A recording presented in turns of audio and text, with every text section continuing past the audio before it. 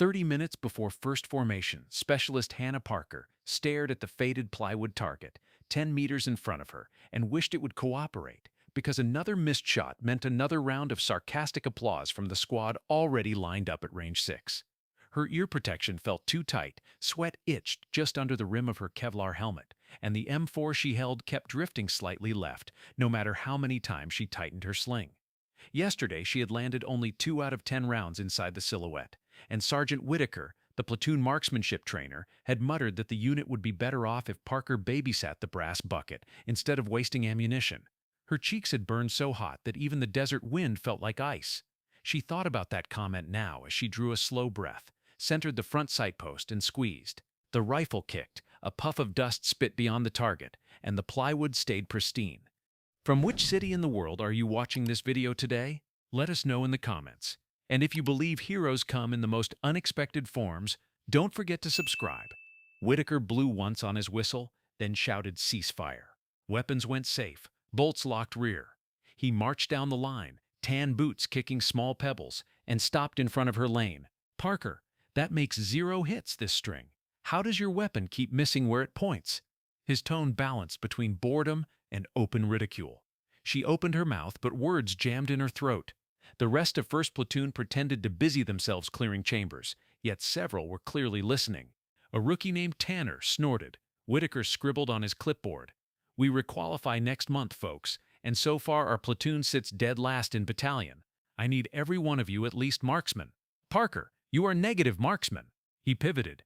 "Ammo detail, clear the line. We're moving to pop-ups." Parker gathered her empty magazine and stepped back, helmet brim low to hide her eyes. Inside her barracks room that evening, she removed the blouse of her operational camouflage pattern uniform and hung it neatly. A small black cloth sleeve remained taped around her upper right arm, held by 2 discreet strips of medical tape. She peeled them away. Under the cloth glowed cobalt ink, forming a stylized pistol overlaid with a multicolored hexagon. Inside the shape sat the stacked letters, USPSA, the American Practical Shooting Association. Beneath the pistol barrel curved 3 words, "Run, gun, win." Few people in the Army would recognize the mark, but civilian competition shooters would know it meant Hannah had once earned a Grandmaster classification in pistol, shotgun, and rifle, the coveted 3-gun triad. She covered the tattoo again and sat at her desk, hands resting on a dog-eared spiral notebook filled with stage diagrams, lead calculation tables, and scores from matches stretching back 5 years. That life felt eons away, even though she had worn a belt of spare shotgun shells only 18 months earlier. She had walked away from sport shooting 2 weeks before enlistment, partly because college scholarships evaporated, and partly because her father's small business collapsed after a tornado leveled the machine shop. The Guard recruiter suggested full-time active duty, promising tuition assistance later, steady paycheck now. Her uncle, a retired infantry major, warned her that competition shooting and military marksmanship were entirely different beasts. No time stage buzzer, no colored plates to knock over, no audience cheering. Military qualification required deliberate breathing, heart rate control, and above all the patience to slow down. She had smiled and said she could adapt, and she could, except she had not. Months of cycle after cycle of normal Army range work had forced her to unlearn the snapshots, the run-and-gun angles, the instinctive leads. The gear felt wrong, the recoil impulse wrong, and the fear of overspeed mistakes smothered her natural rhythm. She began missing, then flinching, then missing worse. Soon the confidence that once placed her on magazine covers shrank to a pinprick behind her sternum. The next day, Captain Romero, company commander, received a stern email from battalion operations citing below-standard scores. He called a meeting in the day room. 28 soldiers sat on metal chairs while Romero paced. He ordered Whitaker and Staff Sergeant Patel to raise 1st Platoon's average by 20 points in 3 weeks. He finished by saying he did not care if they trained at lunch, dinner, and midnight guard shift. Results were what mattered. After the meeting, Whitaker grabbed Parker before she escaped, telling her to report at 05 the next morning for remedial coaching. Dawn barely glimmered when she jogged to the 25-meter zero range, rifle slung. Whitaker greeted her with a steaming mug of instant coffee and pulled a laminated sheet from his cargo pocket. It was the standard center mass silhouette printed black. He tacked it to the frame. "I want 5 rounds, prone supported. Take as long as you need. We'll call it baseline." She prone-positioned, cheek-welded, pressed trigger.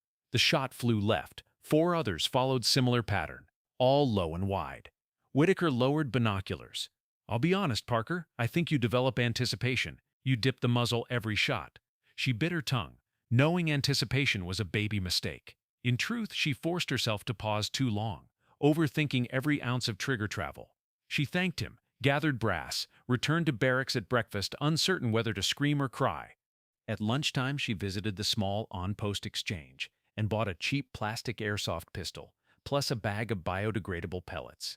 In the empty motor pool, she set 3 paper coffee cups on a folding chair, 15 feet away. She drew, presented, and fired. The orange BB hissed. Cup jumped. She repeated faster, feeling muscle memory thaw. She smiled, the first real grin since arrival. That night, she removed the cloth sleeve again, running fingertip along each letter. She made a choice. The next morning, before sunrise PT, she joined Whitaker at the zero range, carrying a hard plastic Pelican case. Whitaker raised an eyebrow. She snapped latches, opened the lid. Inside lay a competition-legal AR-15, lightened handguard, adjustable butt plate, 20-inch bull barrel, offset red dot, and trigger polished to 2 pounds. It sat atop a molded foam cutout, beside a 12-gauge semi-auto and a 9mm race pistol, each coated with months of lovingly wiped gun oil. Whitaker's brow furrowed deeper. She explained in measured sentences that before enlistment she had toured the 3-gun circuit, that the rifle was hers, and that she wanted to demonstrate something. He issued a half shrug and told her to proceed. She pulled ear pro, loaded 1 5-round magazine, and shouldered the rifle. Breath in, breath out. The rifle felt alive the way her issued carbine never did. She broke the first shot. Steel gong at 200 meters rang sharp. She racked quickly, sent the second, third, fourth, each ringing.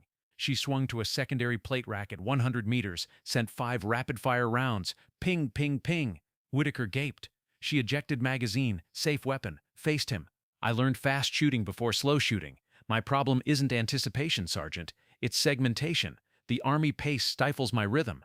Whitaker stared at her competition rifle again. "You can hit under time pressure?" She nodded. Whitaker asked whether she could coach others. She answered yes, if given freedom to adjust drills. He requested a demonstration after chow. That afternoon, he assembled 10 worst shooters from each squad. Parker set up 5 plywood walls, 2 steel targets, and a row of colored paper plates. She handed each soldier a cleared M4 loaded with blanks and required them to move, post, fire within a 2-second par time, while she beeped with a shot timer borrowed from her case. Most failed first run. She corrected stance rapidly. On the 3rd pass, everyone hit each plate. Whitaker scribbled notes, convinced. Captain Romero returned from battalion conference, curious why range scheduling now listed a new block called dynamic familiarization. Whitaker briefed him, crediting Specialist Parker's background. Romero raised a brow and demanded results. The following week, after 6 dynamic sessions, qualification day arrived. Battalion range cadre positioned electronic pop-ups across lanes. First platoon fired 3rd in order. As each soldier rotated through the 92-round course, coaches tallied. Targets stayed down more often than not. The final spreadsheet printed 15% improvement across company, but 1st platoon showed 31. Parker herself scored 38 hits of 40, expert rating. Whitaker punched the air. Later that afternoon, Romero gathered platoon leaders in headquarters. He flagged the improvement, then asked, "Who designed new drill?" Whitaker pointed to Parker at the back row. She stood, throat tight. Romero questioned her background. She replied that she had competition experience. He asked to see proof. She hesitated, then glanced at Whitaker, who nodded. She removed her blouse sleeve tab and rolled fabric to reveal the USPSA tattoo. Gasps rippled. Romero, prior service ranger, recognized the design. He asked why she kept the skill hidden. She confessed fear of mismatching competition and real war. Romero smiled thinly. "Marksmanship is marksmanship," he said, "and soldiers adapt. You adapted the platoon." He ordered her transferred to battalion marksmanship team immediately to rewrite the remedial program manual. In the weeks that followed, she drafted 32 pages of accelerated drills, borrowed plate racks from the National Guard Armory, and converted an abandoned softball field into a stage array.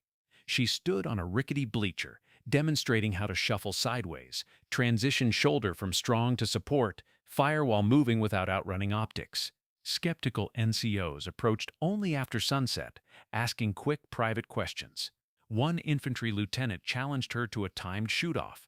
She beat him by 4 seconds. Word of mouth traveled faster than official memos. By month's end, 6 companies requested slot allocations. One chilly Sunday at 06, the battalion commander arrived unannounced. Colonel Fargo wore a green fleece, hands clasped behind back. He found Parker resetting steel. He asked if the rumors of a secret champion were true. She shrugged, produced her small spiral notebook, opened to a weather-smudged page listing match victories, sponsor logos, and a photograph of her smiling at a trophy ceremony. Her trademark ponytail stuck from a ball cap, sunglasses perched backward. Colonel Fargo studied the page, then pointed at the pen name scribbled at bottom, Hannah Parker Dawn. He looked up. "Your middle name is Dawn," she said. Yes, she had used it on the circuit to separate civilian persona from Army obligations. Fargo chuckled. "Do you still chase trophies?" She shook her head. "I chase confidence, Colonel." Fargo ordered her to stage a battalion demonstration. 4 days later, Range 10 roared with the pop of blank conversion bolts, metal bleachers filled with 200 soldiers. Parker stood beside a folding table holding 3 weapons, her red-dotted rifle, a USPSA legal pistol, and a 12-gauge with extended magazine. She explained universal holds, shot transitions, footwork borrowed from fencing, and mental resets between positions. Then she ran the stage. Shot timer beeped. Rifle cracked 5 hits at 100. Shotgun barked 6 slugs at falling plates. Pistol barked 10 rapid rounds, clearing a double plate rack. 22 seconds flat. Timer screeched. Crowd buzzed. Colonel Fargo nodded approval. That evening, Captain Romero received an email from Division G3 praising the new marksmanship pilot and requesting adoption across brigade. He forwarded it to Parker with a 1-line note. "Your pace just became doctrine." She printed the message and slid it under her notebook's plastic cover. The next qualification cycle placed Parker as assistant instructor for the entire battalion. Scores climbed across all companies. Colonels shook hands, PowerPoint slides credited dynamic familiarization method. Parker felt odd pride, but still taped her tattoo in everyday garrison. Whitaker finally confronted her, asking why hide now. She peeled the tape, folded it, threw it into a trash bin. "Old habit," she said. "Some anchors keep you centered." Late that autumn, the division commander held a ceremony at Range Complex headquarters. He awarded Parker an Army Commendation Medal for excellence in small arms training. He said the battalion rose from 25th to 2nd in the Division League. He called her to podium. Cameras flashed. She thanked leaders, but mostly her teammates, who trusted a new rhythm. Back at formation, Whitaker clapped her shoulder. Tanner, the rookie, approached sheepishly, asking if she would sign his shot timer. Wariness pulled at her bones, but adrenaline hummed. She walked alone to the empty softball field. The wind wore a colder edge now. She set 3 tin cans on cinder blocks 20 meters out. She drew her competition pistol, breathed, fired. 3 cans tumbled almost simultaneously. She holstered, exhaling wisps into night air. Overhead Orion blinked. She whispered, "Run gun win," then laughed because the motto felt alive again, and this time she had shared it, rather than hiding. On a December morning, orders arrived from the Army Marksmanship Unit at Fort Benning, inviting her to a tryout. Captain Romero assured her the unit needed instructors who understood both civilian speed shooting and Army discipline. She thought about the tornado that destroyed the machine shop, about school debts now partly paid by service, and about her father who salvaged broken CNC machines to rebuild his livelihood. She accepted. Her final day in company, she left the locker room door open so anyone could see the tattoo while she cleaned weapons. No one snickered. Someone left a 3-gun stage drawing taped to her rifle case with the note, "Teach them how to fly." She folded the paper, slid it into her spiral notebook, closed the cover. Heart settled, pace steady. She stepped onto the bus bound for the airport, feeling ordinary again, which was perfect because the most ordinary people often carry skills hiding just beneath fabric, waiting for a range, a timer, or a crisis to reveal.